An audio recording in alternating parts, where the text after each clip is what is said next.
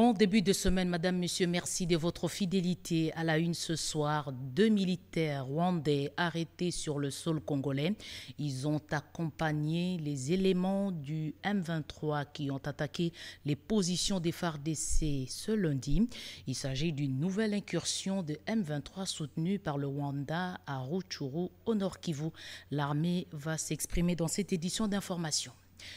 Après la prison, c'est la désillusion pour beaucoup d'ex-prisonniers en République démocratique du Congo, pourtant partis pour une rééducation. Un groupe de sénateurs revient de Dallas aux États-Unis pour un échange d'expériences sur la réinsertion sociale, mission conduite par le deuxième vice-président du Sénat.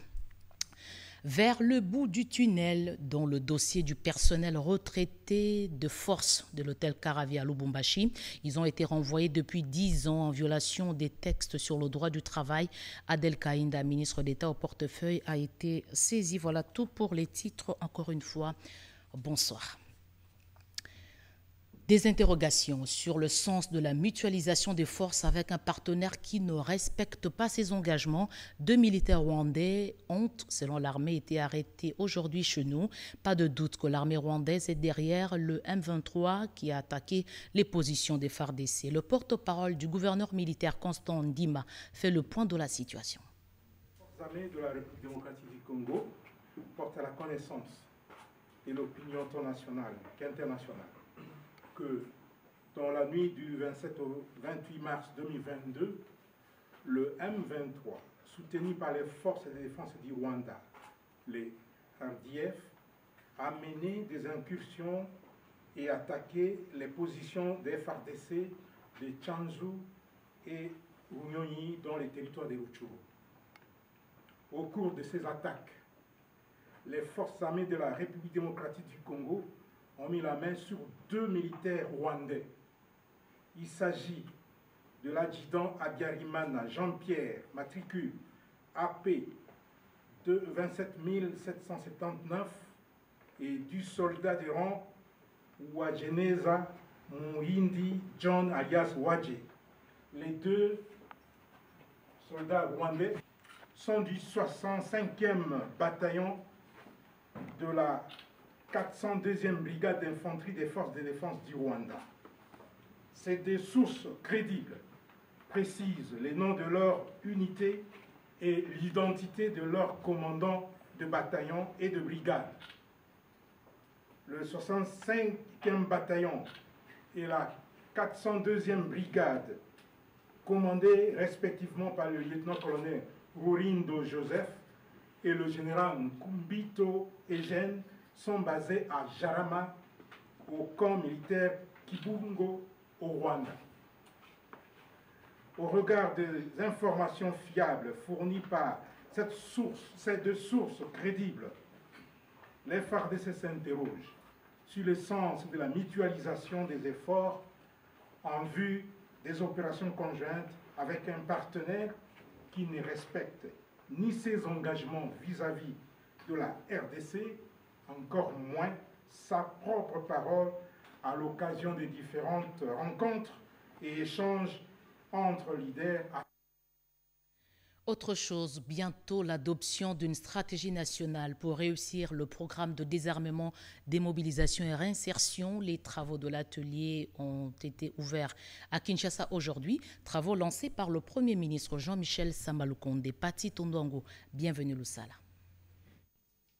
Gouvernement bailleur des fonds et membre du programme de désarmement, démobilisation, relèvement communautaire et stabilisation veulent regarder dans la même direction pour conjurer l'insécurité dans la partie est de la République démocratique du Congo. Ouvert ce lundi 28 novembre 2022 par le Premier ministre Jean-Michel Samalukonde Kyenge, vice-président du comité de pilotage du PDDRCS, cet atelier attend à adopter une stratégie nationale et globale de ces programmes qui lui donne une opportunité de réussir là où les autres ont échoué. La stratégie nationale du PDDRCS qui retient notre attention aujourd'hui vient à point nommé en tant que dispositif technique pour la matérialisation de la vision du président de la République, chef de l'État. Elle vient accompagner et appuyer la politique du gouvernement en matière de stabilisation de sécurité et de relance économique à l'est du pays. Je ne ferai pas que vous féliciter pour cette étape importante, mais je vous garantis aussi le soutien total du gouvernement de la République que j'ai l'honneur de diriger. Je sais que les enjeux sécuritaires, politiques et économiques, ainsi que diplomatiques, mais aussi les défis liés à ce programme sont énormes. Tony Tamboué, coordonnateur national du PDDRCS, s'est apaisanti sur les innovations apportées à cette stratégie nationale rénovée, élaborée en tenant compte des forces et faiblesses des précédents programmes. Au regard de ces difficultés et ces faiblesses, il a fallu introduire une nouvelle approche qui devrait reposer sur les éléments fondamentaux ci-après. Un DDR civil et communautaire, un DDR dont la gestion est participative et intégrée aux provinces, territoires, chefferies et groupements, nous avons appelé la décentralisation. Un DDR dont la gestion des ex-combattants tient compte de causes réelles de la prolifération des groupes armés dans les communautés. Une réinsertion et réintégration socio-économique des ex-combattants qui tient compte des besoins des communautés. La MONUSCO, à travers sa représentante spéciale Bintou Keïta, a réitéré le soutien des Nations Unies à ces programmes pour mettre fin au cycle des violences et des guerres, véritable frein au développement de la République démocratique du Congo. Protection de la biodiversité en RDC. Le pays a le droit de bénéficier du marché de carbone, par exemple. Le Premier ministre a eu des échanges dans ce sens avec le ministre britannique de l'Environnement. Il est en séjour à Kinshasa. La République démocratique du Congo, pays solution pour la lutte contre le réchauffement climatique, cela n'est plus à démontrer. Les bassins du Congo, une réserve stratégique pour la planète, cette potentialité forestière doit être protégée par le monde entier. Le ministre britannique de l'Environnement, qui a eu une séance de travail ce lundi 28 mars 2022 avec le Premier ministre Jean-Michel Samalukonde Kyenge, évoque la manière de capitaliser cette potentialité. Et c'est essentiel que la RDC aussi bénéficie de la création des marchés du carbone, mais aussi les marchés de biodiversité qui pourraient fournir aussi d'autres moyens pour le pays. Alors le Royaume-Uni est un grand partenaire de la RDC dans cet agenda et nous voudrions approfondir notre partenariat qui était déjà appelé mais aller plus loin pour accompagner la RDC avec cet agenda. La meilleure façon de reconnaître le rôle combien important que jouent les forêts de la République démocratique du Congo est de contribuer à son appui financier et technique, a conclu le ministre britannique de l'Environnement. Kinshasa et Brazzaville ont de nombreux défis à relever, notamment des défis sécuritaires. Les deux capitales se parlent depuis ce matin dans le cadre de la 8e session spéciale défense et sécurité. Travaux ouverts aujourd'hui à Kinshasa par le vice-premier ministre, ministre de l'Intérieur. Reportage José Baïtouambo, Jojo Ndibou, Ibrahim Chako. Kinshasa et Brazzaville sont deux capitales les plus rapprochées du monde, d'où les deux peuples sont condamnés à vivre ensemble dans l'unité, la concorde et la paix. C'est l'essence qu'il faut donner aux assises qui réunissent à Kinshasa les experts de la République démocratique du Congo et ceux de la République du Congo. La situation sécuritaire de ces deux pays, l'évaluation des recommandations de la 7e session ordinaire tenue à Oyo en 2020, la lutte contre les terrorismes, l'évaluation de la coopération militaire, la commission spéciale défense et sécurité de ces deux pays respectifs va échanger sur les questions d'intérêt commun et sur les nouvelles stratégies communes de coopération à adapter afin de mieux relever le nombreux défis sécuritaires auxquels font face ces deux pays. Mon pays accorde du prix à sa coopération bilatérale de défense et de sécurité avec la République démocratique du Congo. D'ailleurs, avions-nous d'autres choix si nous voulons engager valablement nos pays dans la voie du développement? Ne dit-on pas qu'il n'y a de développement sans sécurité? En présence de deux ministres de la Défense de la RDC, Gilbert Kabanda, et celui de la RC, Charles-Richard Monjo, le vice-premier ministre, ministre de l'Intérieur et Sécurité, Daniel Asselo Kito-Akoy, a émis le vœu de voir ces assises atteindre les objectifs escomptés. Que la présente rencontre permettra aux experts de nos deux pays respectifs d'échanger sur des questions d'intérêt commun et sur des stratégies communes de coopération à adopter afin de mieux relever de nombreux défis sécuritaires auxquels nos deux pays font face, et c'est de cette manière que nous amènerons nos populations respectives à vivre en paix. Je déclare ouvert les travaux de la 8e session ordinaire de la Commission spéciale Défense et Sécurité entre la République démocratique du Congo et la République du Congo. Cette 8e session ouverte à Kinshasa s'étendra jusqu'au 30 mars 2022. La RDC sollicite le soutien du Japon dans la résolution des conflits qui rongent l'Afrique. C'est le cœur du message du vice-premier ministre, ministre des Affaires étrangères. Christophe Lutondola est intervenu par visioconférence à la réunion ministérielle du TICAD en prévision de la tenue de la 8e conférence internationale de Tokyo sur le développement de l'Afrique. Doris Mozotambwe. L'Empire du Soleil Levant continuera à travers la TICAD d'apporter un solide soutien au développement mené par l'Afrique elle-même, a déclaré samedi le ministre japonais des Affaires étrangères Yoshimasa Hayashi à l'ouverture de la réunion ministérielle tenue du 26 au 27 mars 2022 en visioconférence en prélude de la 8e édition de la conférence internationale de Tokyo sur le développement de l'Afrique qui se tiendra le 27 et le 28 août 2022 en Tunisie. Le vice-premier ministre, ministre des Affaires étrangères, Christophe Lutondola, a au cours de son intervention sollicité le soutien du Japon dans la résolution des conflits qui rongent les continents africains. Le plan d'action de Yokohama 2019, dans la continuité de ceux de TICAD 5 et 6 et en harmonie avec les documents stratégiques de l'Union africaine et de l'ONU sur le développement de l'Afrique, a défini des actions à réaliser sur 3 piliers par les parties prenantes. Nous connaissons ces actions. Dès lors, les plus grands défis à relever résident dans l'action sur le terrain. Le Japon soutient la mise en œuvre de l'agenda 2063 et les objectifs du développement durable en mettant l'accent sur la croissance de qualité. À travers ce forum de TICAD, le Japon vise à soutenir le processus de développement du continent africain dans la perspective gagnant-gagnant.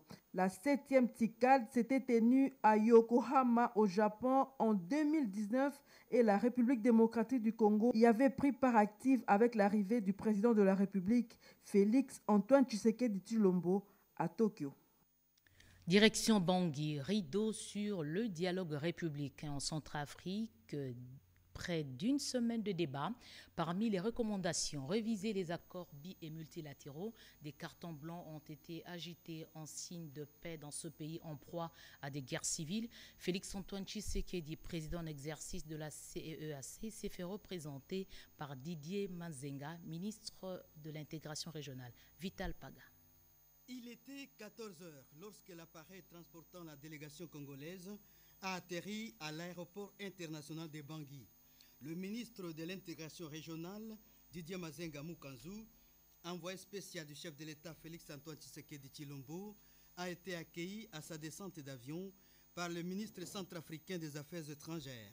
Ce, avant le passage des troupes en revue et son entrée à l'hémicycle du Palais du Peuple, où s'est déroulée la semaine des débats autour de tous les problèmes qui gangrènent la RCA, la République centrafricaine, ravagée par plusieurs années de guerre.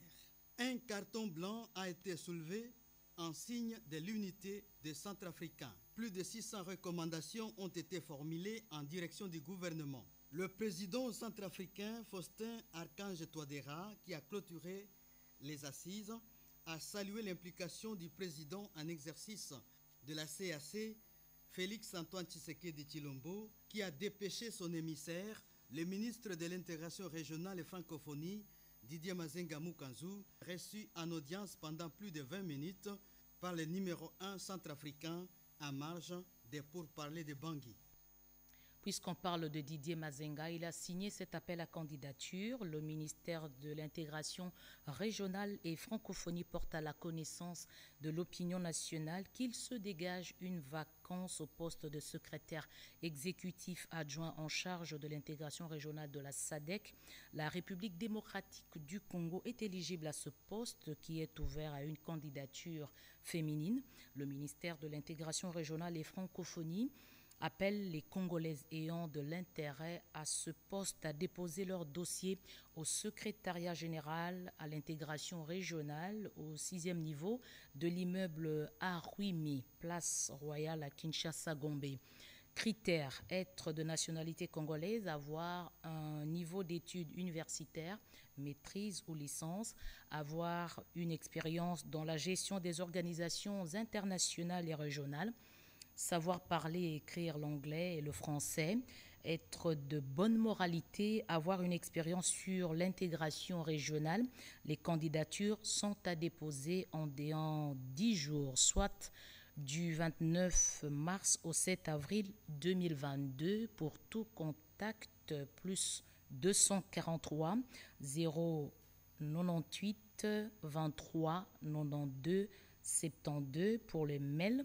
Ngambi Robert en un mot 46@gmail.com.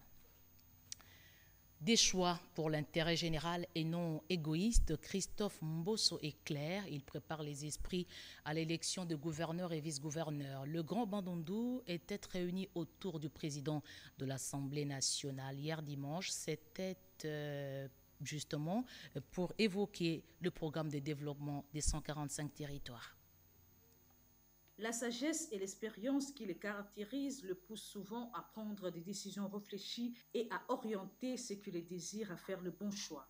À l'approche des élections des gouverneurs et vice-gouverneurs, Christophe Mbosoko Diapwanga appelle les députés provinciaux du Grand Bandundu à faire le choix pour l'intérêt général et non égoïste, car le développement de la province dépendra du choix de ceux qui vont exécuter la vision du chef de l'État Félix-Antoine Tshisekedi Tshilombo à travers son programme de développement de 145 territoires, d'où le choix doit être dicté sur la compétence. Un appel à la prise de conscience adressé aux députés provinciaux devant la notabilité du Grand Bandundu le dimanche 27 mars 2022. Le speaker de la Chambre basse du Parlement, Christophe Mbosoko Diapwanga, a appelé les députés provinciaux de l'espace Grand Bandundu à élire des gouverneurs compétents. La stabilité des institutions provinciales est liée à la qualité managériale de leurs animateurs. Il faudrait donc placer à la tête de ces institutions non pas le plus offrant, mais plutôt les personnes qui remplissent les critères de compétences et de moralité. Le projet de 145 territoires, c'est une grande opportunité parce que c'est une première initiative du développement à la base qui commence dans notre pays depuis plus de 60 ans d'indépendance. Maintenant, on va de la base. Donc, Bandundu a sa part. Chaque territoire du Grand Bandundu a des projets qui vont être développés. Et nous, tous les élus, tous les opérateurs politiques du Grand Bandundu, nous devons nous impliquer pour que ces projets deviennent une réalité, que ce soit un succès. La rencontre des deux mondes, a souligné Christophe Mbosoko Diapwanga, s'inscrivait dans le cadre de la volonté du président de la République Félix-Antoine Tshisekedi Tshilombo. Je l'ai dit en titre, la vie après la prison, un cauchemar pour beaucoup d'ex-prisonniers en République démocratique du Congo. Des sénateurs congolais qui reviennent d'une mission à Dallas aux États-Unis ont eu des échanges sur des programmes de réinsertion adaptés. Un groupe conduit par Sangouma Temongonde, deuxième vice-président du Sénat, Robert Ndaïchi-Sensé. Le dernier passage dans la prison centrale de Guémena lui avait laissé un goût amer des conditions carcérales de nos prisonniers en République démocratique du Congo et surtout de l'avenir de ces détenus une fois purgés leur peine.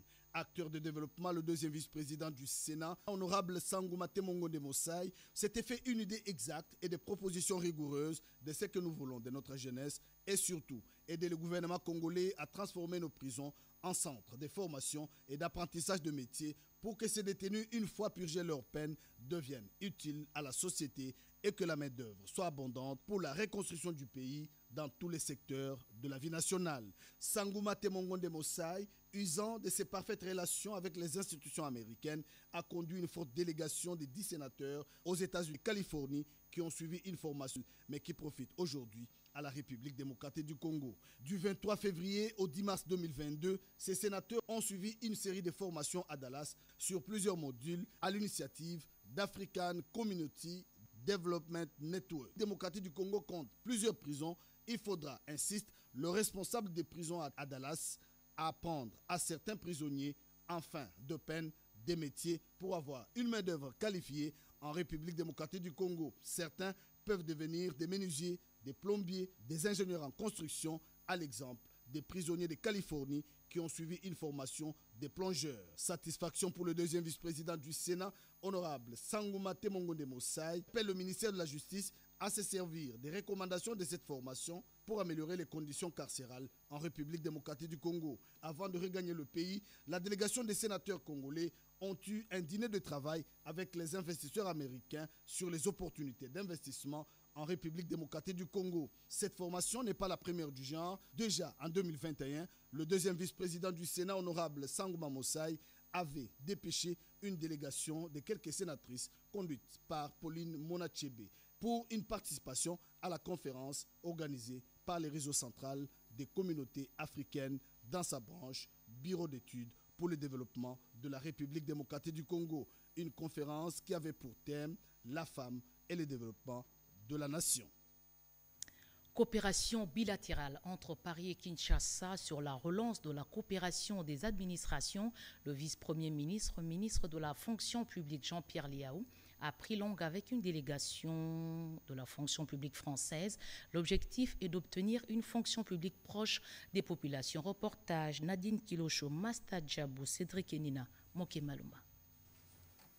Une délégation de la fonction publique française conduite par Florian Blazy, directeur général adjoint à la direction générale de l'administration et de la fonction publique, a été reçue ce lundi 28 mars 2022 par le vice-premier ministre, ministre en charge de la fonction publique Jean-Pierre Liaou. Avec le patron de la fonction publique congolaise, les échanges ont tourné autour de la coopération bilatérale entre la RDC et la France pour établir des passerelles de collaboration entre les deux administrations. Aujourd'hui, nous avons évoqué les pistes à venir de relance de la coopération administrative entre nos deux pays, entre la France et la République démocratique du Congo.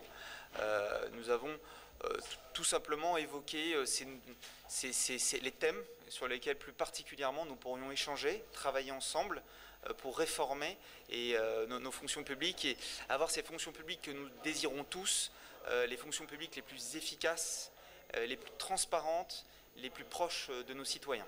Dans le cadre de cette coopération, Florian Blazy a réaffirmé la volonté de l'administration française d'intégrer l'approche des partages d'expériences. Je peux vous dire, j'étais là aussi pour réaffirmer l'intérêt de la France et demain donc de l'Institut national du service public, c'est le nouveau nom de l'ENA française, pour poursuivre une collaboration avec l'ENA de RDC. En général, pour faire face aux défis du 21e siècle, on sait qu'ils sont nombreux dans nos deux pays et pour le dire aussi à l'échelle du monde en réalité. Nous avons partout besoin d'agents publics mobilisés, efficaces, bien sélectionnés, bien formés et motivés.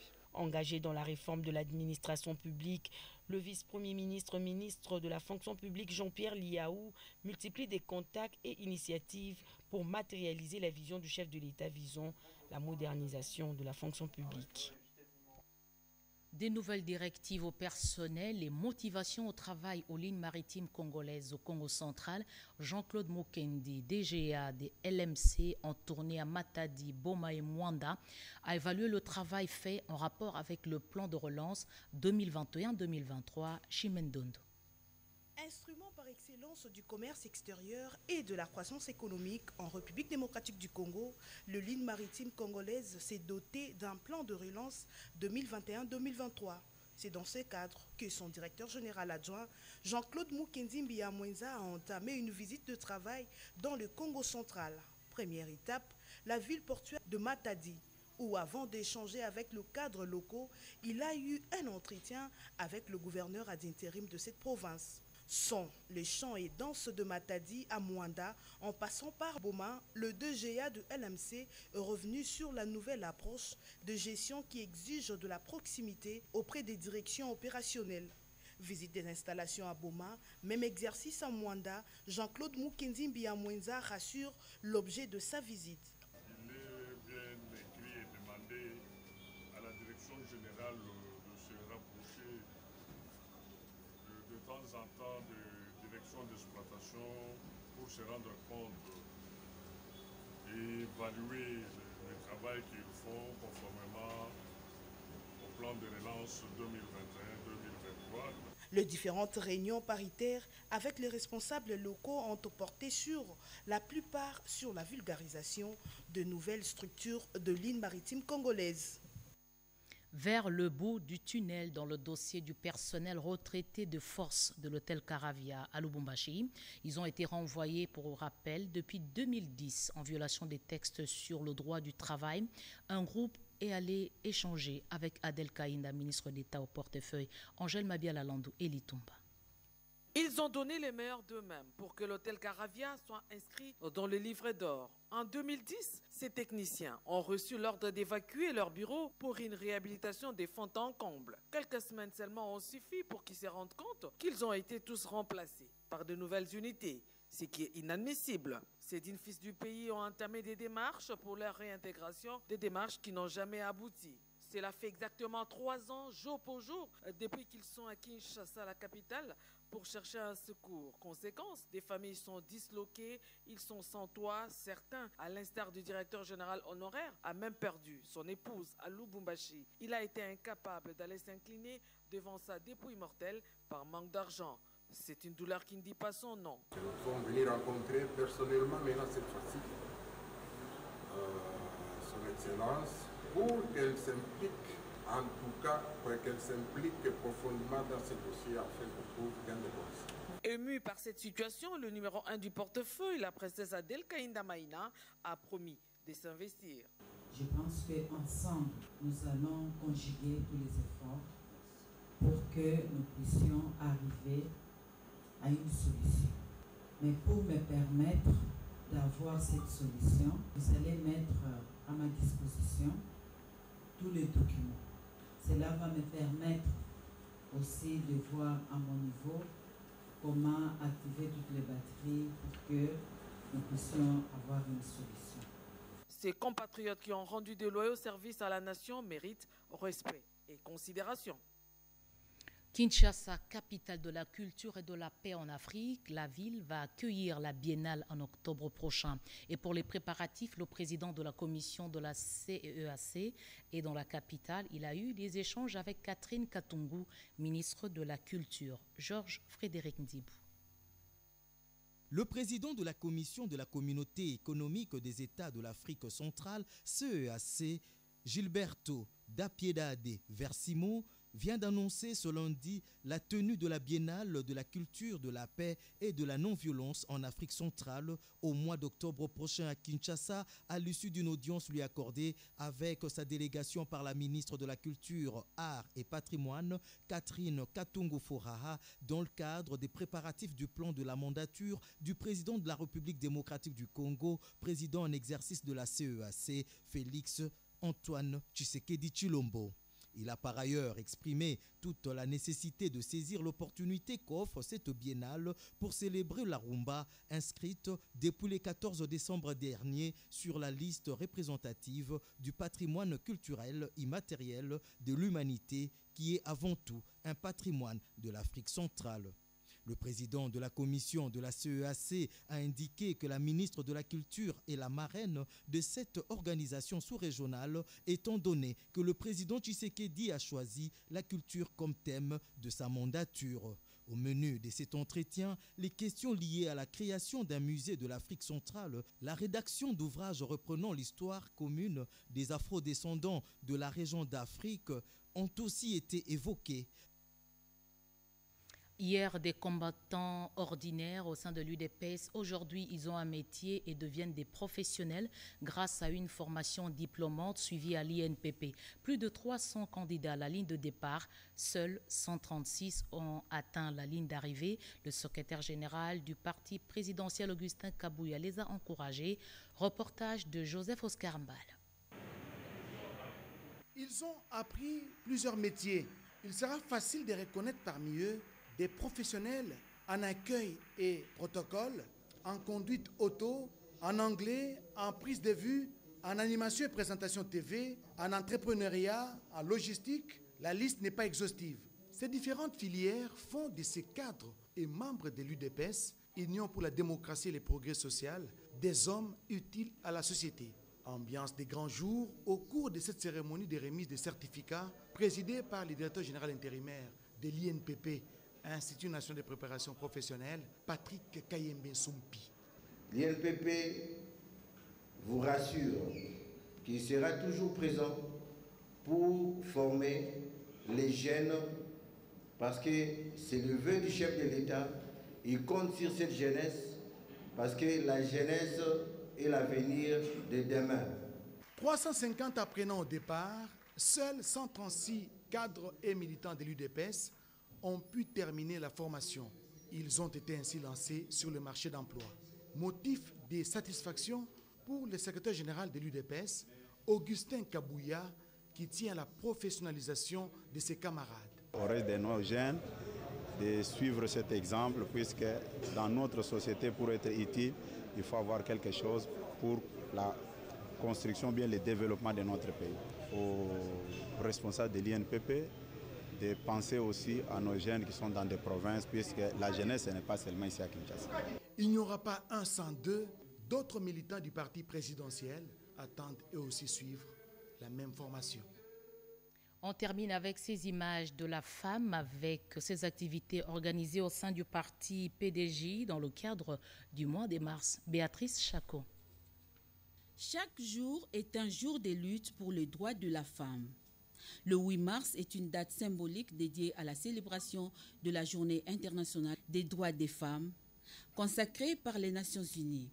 Pour honorer les femmes congolaises pendant ce mois de mars, c'est le Parti pour la démocratie et la justice qui a réuni les femmes membres de cette formation politique pour les conscientiser et faire l'inventaire de la lutte pour leurs droits, souvent bafoués. Le président national de ce parti politique PDJ, Matadi Nenga Gamanda, défenseur et artisan de la promotion des progrès qualitatifs de la femme congolaise, était présent pour marquer son soutien à la cause de la femme. C'est une journée internationale des femmes. Faire l'inventaire de ce qui a été enregistré comme réussite dans la marche, dans le processus de la lutte de droit pour la lutte pour le droit pour les femmes, et les enregistrer et faire un calendrier pour pouvoir poursuivre d'autres luttes, parce que chaque jour est une lutte. Pour les femmes de ces partis pour la démocratie et la justice, la femme a l'obligation de s'imposer dans la communauté en faisant preuve des compétences pour garantir son autonomisation. Tout s'est déroulé dans une ambiance de gaieté et de convivialité. Fin de ce journal, je rappelle les principales informations. 2 militaires rwandais arrêtés sur le sol congolais.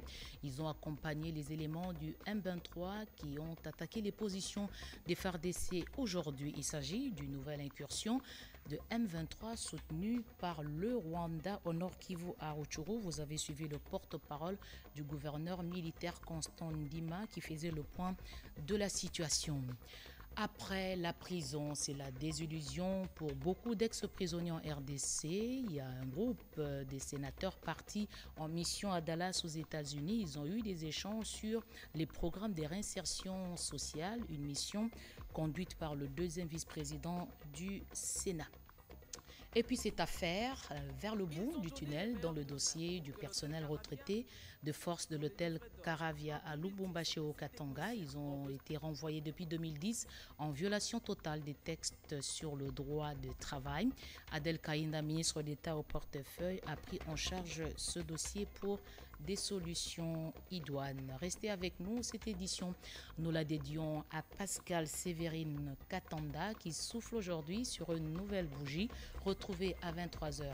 José Baïtombo, je vous retrouve demain à 20h.